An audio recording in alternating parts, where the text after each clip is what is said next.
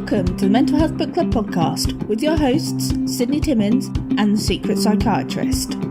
We would like to take this opportunity to let you know that we will be covering a diverse range of mental health topics that may be distressing to some listeners. You can find a full list of the topics being covered in our show notes. Please check the show notes before listening to any of our episodes. Welcome to the Mental Health Book Club podcast with your hosts, Sydney Timmins and the Secret Psychiatrist. Hello! Yay! There you are. So we have the Secret Psych, and just in case you have not heard this podcast before, I'm going to get the Secret Psych to introduce herself. Hi everybody, I'm the Secret Psychiatrist. I'm a psychiatrist in London. I'm currently with the NHS. And I have my own blog, which is on my website, www.thesecretpsychiatrist.com. And I write very different articles, personal or things about mental health or otherwise. And you can also find me on Instagram, Twitter, Facebook, and of course this podcast. Yay! And also the magazine that you've just started writing for. Don't forget. That is embarrassing. I've forgotten about that. Oh, that's actually just happened. That's so bad. Yeah, so I recently joined Harness Magazine, which is equally as important. It's just because I'm not used to talking about it because it's so new. Yeah, so thank you for reminding me. I've just joined the Harness Magazine. I've just had my first article come out. Yay! Yes, I've seen that. I've already gone. It's on postnatal depression, yeah. So. Exactly. I've already gone, right, I need to put that into the postnatal podcast. Oh, brilliant. Yeah, so that's just been relatively new. So yes, Harness Magazine. It's very exciting.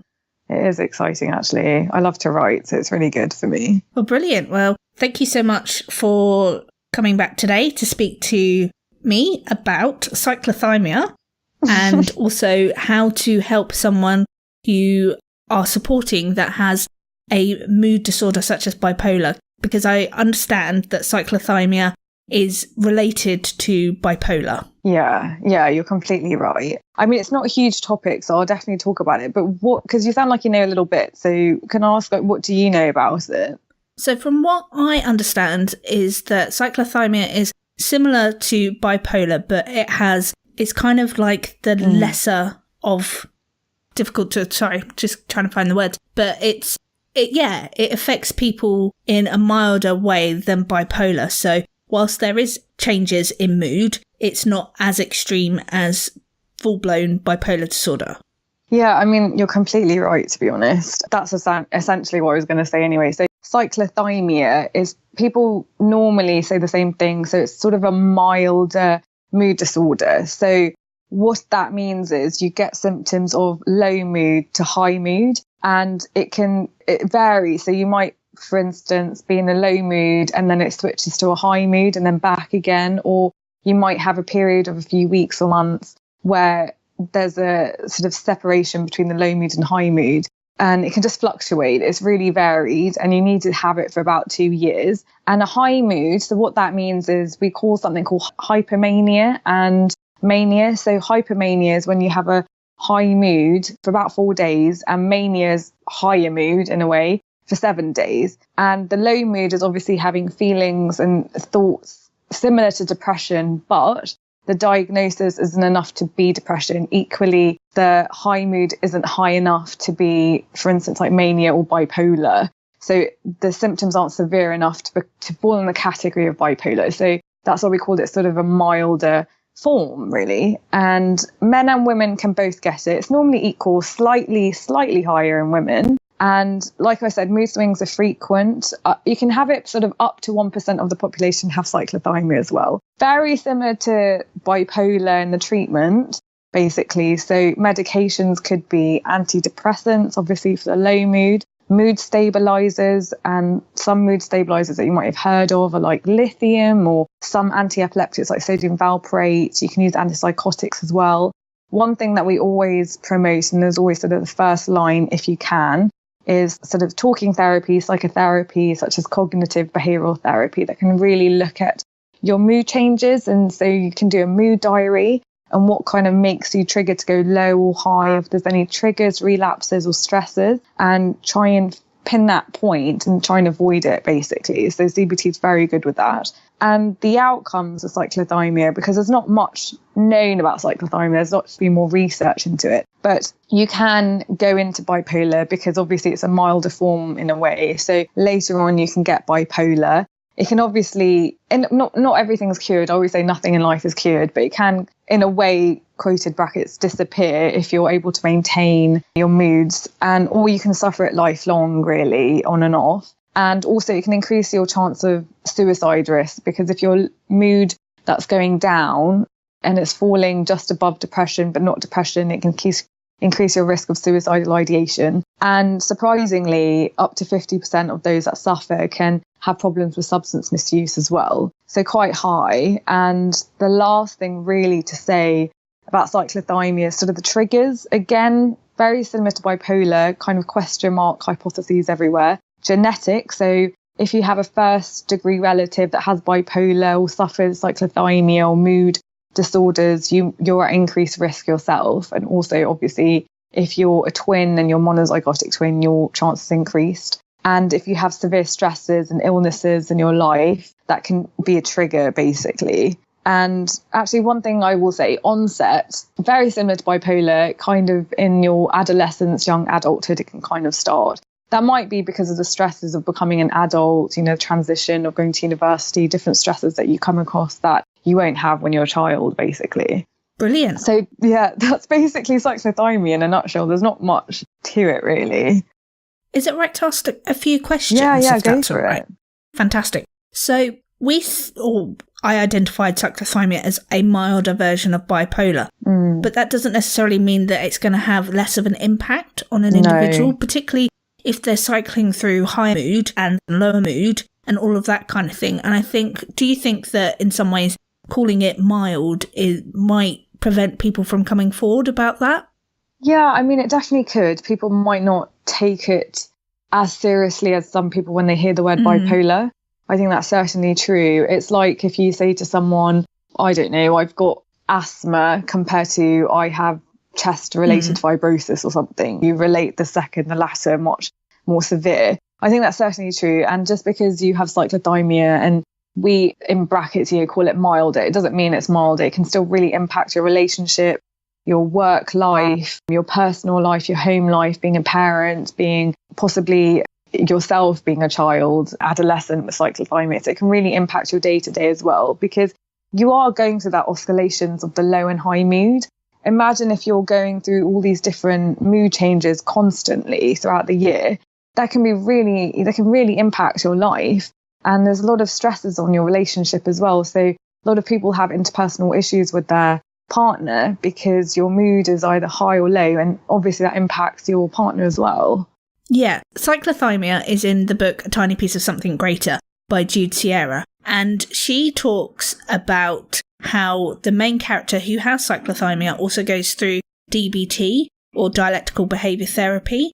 And you just said interpersonal relationship issues. And one aspect of DBT is looking at interpersonal relationships. So when I was reading the book, I hadn't realised how useful DBT could be to other mental health conditions. Yeah, no, definitely. I mean, people underestimate any kind of psychological therapy and people don't see how important it actually is. And all these different branches, DBT, CBT, mindfulness, etc., they have a clear strategy and a plan on how to help people. And sometimes they're just as effective as medication, if not more. So they help in very different aspects of your life as well. And I would really stress the importance of using these therapies because they're there to be used. They're online, they're at the hospital, they're with the community. I mean, it's everywhere. You just have to be willing to get it. People run to medication first. But I think that's a mistake, actually, because you can really help yourself on these different therapies. Well, that's very interesting. Thank you. In this book, the other thing that it really addresses is a new relationship or a start of a new relationship. And I thought that the second part of this discussion could be about how someone who is becoming or getting into a relationship with someone else who may be suffering from something such as cyclothymia or bipolar, what kind of things can they do to help ensure that they are supporting that person, but also to look after themselves? We did have a question on our website about it, so I was just hoping you would be able to help us a bit more with that. Yeah, brilliant. I think this is a really common thought, actually, amongst people. I think mental health is becoming so much more aware and highlighted, especially with celebrities at the moment. I mean, Kanye West just came out saying he's bipolar, and Mariah Carey not so long ago. And so it's affecting quite a few people, and I'm sure people around them. So I think that's great. I think I'll answer this question not just with bipolar, but I'll focus on that because that's what we're talking about, but also just generally with mental health. So I think just seeing anybody you care about having a problem, whether it's a health problem or mental health problem, is quite distressing for somebody. You feel quite vulnerable that you can't help. And especially with mental health, I think that's absolutely there's no difference there. It's exactly the same. I think you feel just as vulnerable and you want to help. I think there's lots of different tips and things I'm going to talk about. So one thing is just being open and talking to whoever it is about what's going on and just being quite clear. So if we take bipolar, for example, understanding what are they going through? What is bipolar to them? What do you know about it? And how are they going through this and how does it affect them? Because the power of just sitting down with someone and actually just talking about it openly is incredible, because people don't feel judged and they don't feel criticised and they feel that you do just want to help them. So that's firstly, I think, the first thing that I would do. Secondly, I think just making a plan for the episodes they're going through. So for instance, if they're going through a manic episode, so having quite a high mood, what kind of things in place can you do to help them? So for instance, do they need help with their money and their finances when they're not well?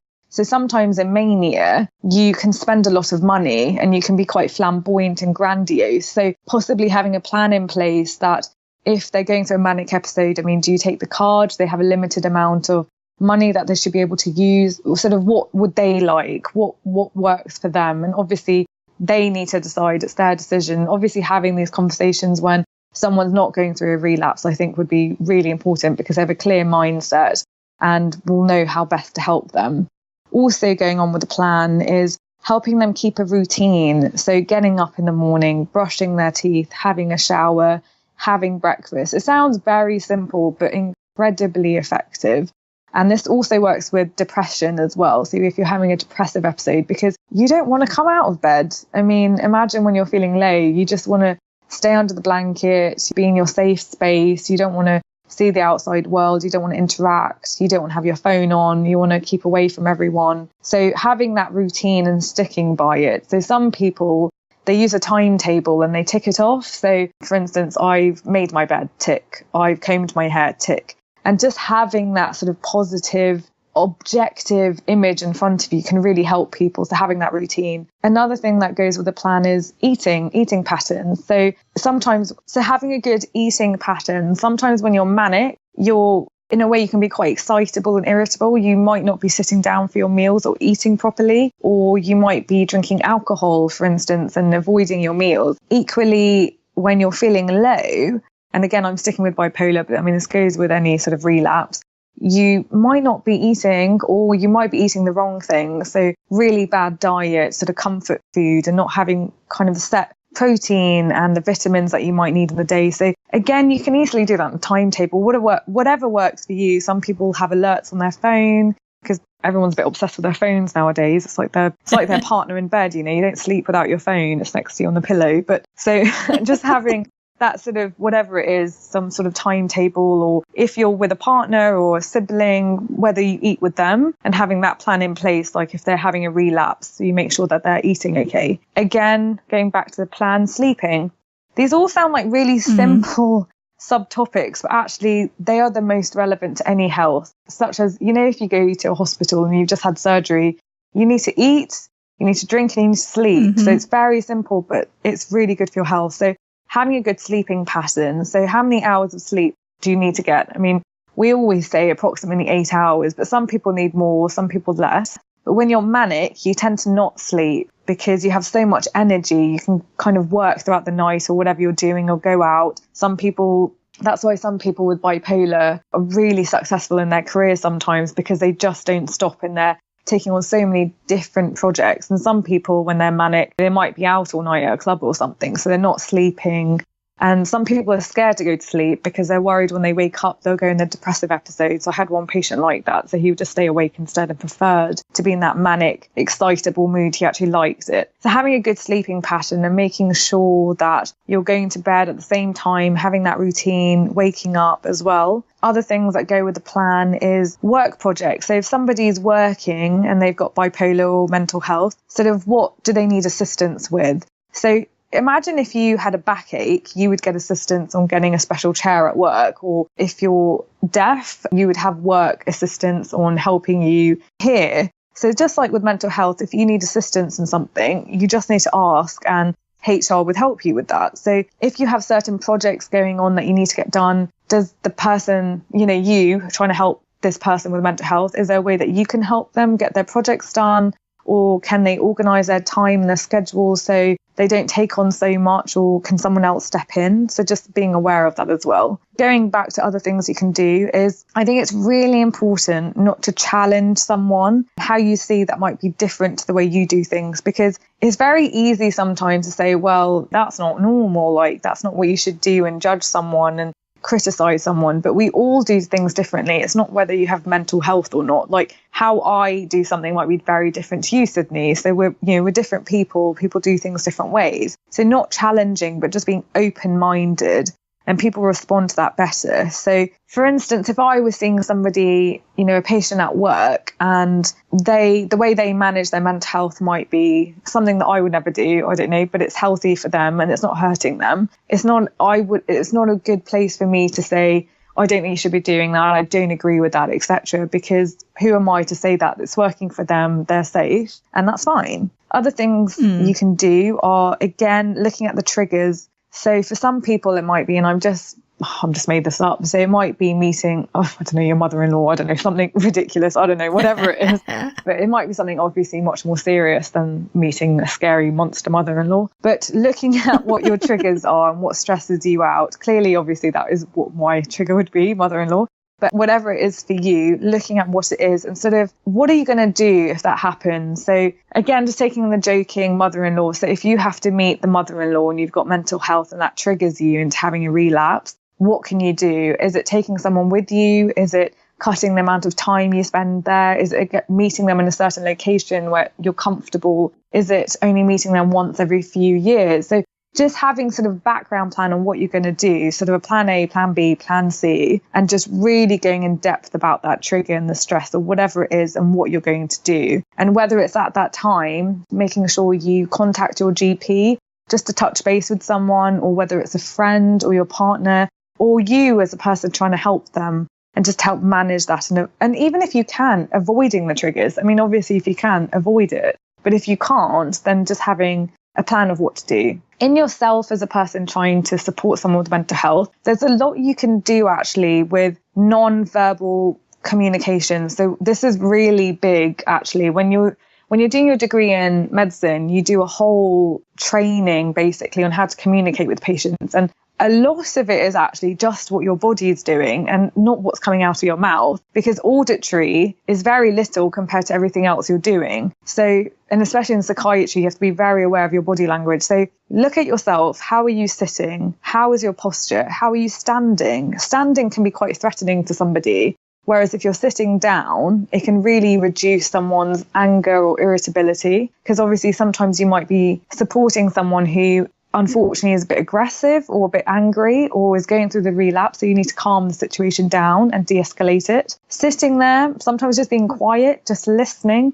Listening is incredibly powerful. I mean, sometimes everything that's said is done by just listening, actually. Being calm in yourself, having good eye contact, but obviously don't be too intense with your eye contact, be natural. So you don't want to also come across that you're threatening or you're challenging somebody. Sitting near somebody, so don't have an obstacle in between the two of you, like a table, because it might show that you don't trust who you're with, and just your surroundings. So making sure that you're not, I don't know, sitting near knives or something, looking at your risk as well around yourself, because if you're dealing with somebody that you know tends to self-harm or something like that, make sure you're not sitting in the kitchen, but somewhere comfortable, calm, wherever is calm for them, basically. So that goes a lot. I mean, a lot of what happens can be calmed down in just non-verbal communication. Also, I think as somebody supporting someone's mental health yourself, it can be really scary, exhausting. You could feel angry, you can feel sad, you can feel frustrated, helpless, guilty, and you can feel a lot of shame as well. And sometimes people feel guilty and shame because they don't want to be supporting that person, or they feel they're not doing enough, or whatever reason it is. And these are all completely normal. And I think that you're human, and that's completely understandable, actually. And I think for yourself, don't be afraid to talk to someone as well to get the support you need. I know you're trying to support somebody else, but let somebody support you as well if you need it. And there's so many support groups. So I went, I think it's called Acola Theatre in London. It's in Dalston. They do a lot of mental health plays. And the last one I saw there was about carers and how carers need a lot of support, actually, because you always think about the patient and the patient and the patient, but you forget about the people actually trying to help them and people supporting them, and they tend to get overlooked. So just look after yourself as well. And if you need a respite, then get the respite you need. You shouldn't ever feel guilty about trying to look after someone either. And there's lots of support groups, lots in the community with your GP, lots online. There's tons online. Also with different boards, and the Royal College of Psychiatry will have things as well as in hospital, they'll be able to point you in the right direction. Other tips I have for you is if somebody's going through a depressive episode, and I did touch on it, if somebody isn't, like I said, if someone's known to self-harm, just have a plan in place. So one mum, her daughter used to self-harm. So what she would do, she would just lock away all the sharp objects. It's such a simple, effective plan, but it works. So the daughter wasn't able to get hold of sharp objects, and that includes razors. So things you don't really think about. Think what's in the bathroom as well. Even the medication, you can lock it away. Bleach, cleaning products. Some people obviously try to swallow that whole to pass away. Just think about what's in your actual home and put away things that you think might be at risk to that person. And a child as well. So if you have a child with autism, for example, sometimes they like to keep things quite stable. So just looking at your home, making sure the same sort of people come in and out. You don't want to have too much change too quickly. And if you are, then just to keep reminding your child, I don't know, in April, we're going to have this person come over, and just so they get used to the changes. And if you have a childminder, try and use the same one. And a pet. So pets are really great, especially with children with mental health. They can really help the child in a therapeutic way, because sometimes it gets the child, or even an adult, it doesn't have to be a child, but it gets them stop focusing on themselves and going in their head and feeling sorry for themselves sometimes, and focus on the pet at hand as well. And they take excellent care of pets and people I've worked with as well. Looking at things like paperwork, so making sure the bills are all sorted. Do they need somebody to help in with finances? Do you need to have an appointership? Things like that. You can also, if you're trying to support someone, put the note of when all the doctor's appointments are in your own calendar, and set reminders as well, just so you can be a helpful reminder for the person that you're watching out for. Making sure that the crisis plans are in place, the numbers for the crisis, the numbers and the cards, you have everything you need, the number for the clinics, the psychiatry team, the GP, and talking also with the GP or the psychiatric team with the individual if you can, and asking what are the relapses and the signs and symptoms you need to look out for. So what are some of the signs and symptoms? For mania, you can obviously have an increased mood, irritable, excitable, grandiose. So you might think you have a superpower. You might not be sleeping well. Sleeping is one of the first things that people pick up on, actually. So we have a lot of mothers coming in saying that their son or daughter has not been sleeping. That's one of the first indications really of a relapse. Looking at if they're not taking the medication as well, that can be another sign. And if someone has a Dosset box and you've seen they haven't, some of the days haven't been open, then that could be an indication a relapse might occur or it's happening. If someone's going through a depressive episode, again, looking at the eating pattern, sleeping pattern, their self-care, they might really be neglecting themselves. Their nails might be long, they haven't showered, they might be a bit smelly, the hair really uncombed, they don't look like they've really taken care of their home, they haven't gone to work perhaps. Talking about suicide, guilty feelings, things called anhedonia. They're not enjoying the activities they used to do, or not even participating in the activities. So it's just subtle signs and quite obvious signs to look out for as well. And obviously you might have the obvious signs as well, where in mania someone might be running around or running into the street or in depressive, they might actually be trying to self-harm. So some signs are quite obvious as well. I think in yourself, try to be consistent. Don't in yourself keep changing in the way you interact with someone. Be consistent as well. People like consistency and routine. And it can be a big problem if you supporting the person with mental health, you disagree with the doctor, because it sends conflicting information with the patient. So obviously we have our own opinions, and doctors aren't gods, like we're just human beings. But if you do have a disagreement, I'd suggest that you do discuss it with the doctor privately first, if possible. Or if you're doing it with the person you're looking after, just make sure that you make the doctor aware what you disagree with. So it's usually medication. So somebody might not agree with a certain medication and want something else. But if you openly discuss it, I think, then that can be resolved. Whereas if you're saying no medication and the doctor's saying, well, no, they need medication, it can really conflict the patient, and they're more likely to follow what you're saying, because obviously there's care and love there, or support, or whatever it is, compared to listening to someone they don't know who's their doctor. So try and get on board with the plan. Even if you don't agree with it, I would then talk to the doctor, so you're all on board with the same plan and come to some sort of an agreement. I'm not saying go, blindly with what doctor's saying. You all should be agreeing together. I mean, that's the ideal thing, to make sure you have a plan in place that you all fall back on. And I think usually if you see any signs of relapses, I would just educate yourself as well what those relapses are. Like we said, go to the plan of action. And the plan of action needs to be agreed on with the person with mental health, because otherwise they're not going to do it. So that's why I say wait till they're in a stable place, stable frame of mind, because they'll tell you what works for them and what would help them in that state, because only they know. No one else knows. We can only guess. So just make sure they're involved in it as well, because that's what we call a care plan in the hospital. So we do that at the hospital, and we call it a care plan. You can do your own care plan at home. Children, so if your mental health, so you're looking after someone with mental health and they have children, have a plan in place. What happens to the children? Do they go stay with you? Do they go stay with somebody else? Can they still be looked after by this individual? So just having a look at that as well, and making sure the safety nets are all there as well. And also look at the individual mental health, or if they're a child as well, are they getting bullied at work or at school? Check on them every now and then, I'd say. Call for a coffee if you're just friends, because that can be really supportive in itself.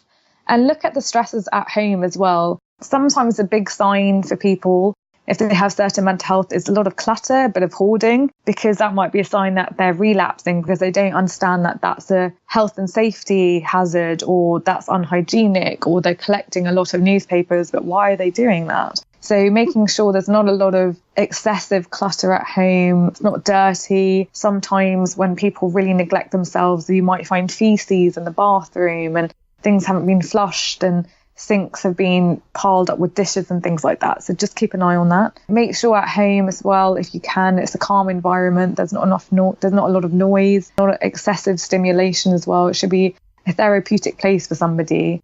If you can, make sure the person with mental health has their own bedroom. So sometimes in the meshed families, everyone's kind of on top of each other in one room, or living in the living room or something. It'd be ideal if there's some sort of private space for that person with mental health that they can just relax in. Again, making sure their refrigerator is stocked with good food, they're sleeping, try and helping them at home with cleaning. If they've got exams coming, making sure that they've got the extra help they might need. So for instance, dyslexia. So I'm dyslexic. So I got support at school because I had support groups, and I got extra time in my exams and support classes. So make sure that individual is educated on what's to offer and what they can have as well to help support themselves as well. And I wanted to add about sort of negative relapses as well. I mean, I know relapse is positive, I suppose, but negative ones, and I'm mostly looking at addiction. So sometimes I know we all want to help people, but helping people in the wrong way is not great. So with addictions, lending money to individuals is not going to be helpful at all, especially if someone has an addiction problem, because most likely, and it's not me being pessimistic, it's just reality, they'll take the money, instead of spending it on their bills, food, they'll go buy more alcohol or drugs, and that's not helpful at all. So sometimes actually not kind of getting too involved can be helpful as well. Otherwise you're just feeding, say here, the addiction or something like that. Also in yourself, please don't be a victim of abuse. you're a good person and trying to help someone, but don't you get neglected yourself. You need to look after yourself. And if there's any abuse issues, there's lots of support groups. Please don't make yourself a victim or anybody else. So get the help you need. Samaritans is excellent as well as a free helpline on the phone. And make sure that you remind yourself what is, in a way, their baseline, so their normal baseline, or what is not normal for them, because you don't want them to cross the boundaries. Because sometimes what happens is when someone's relapsing, you as the helper or whoever you are, their support, don't let other people know. So don't let the doctor know, because you're really worried they might go into hospital or their child might be taken away or something negative will happen. That's really not the case. I mean, they might go into hospital, of course, but you have to remember that's not their baseline, and you're doing an injustice by not making someone aware of that, because it's not helping them either. And also, if you do make someone aware, it will help them. So they might need to have benefits or social support, a community team to help them as well. And I just want to make note as well, people whoever going through these and want to share their experiences, please let us know. Me and Sydney know. We'll be happy to hear your stories and share them if you want. That sounds great. Thank you. So there's lots of things that people can do, and they shouldn't necessarily feel like there isn't anything. And I think all of those things are fantastic. And ensuring that you are safe and that you are looking after yourself is really important. And I can't stress that enough. And remember, it's okay not to be okay. And if you're not okay, talk.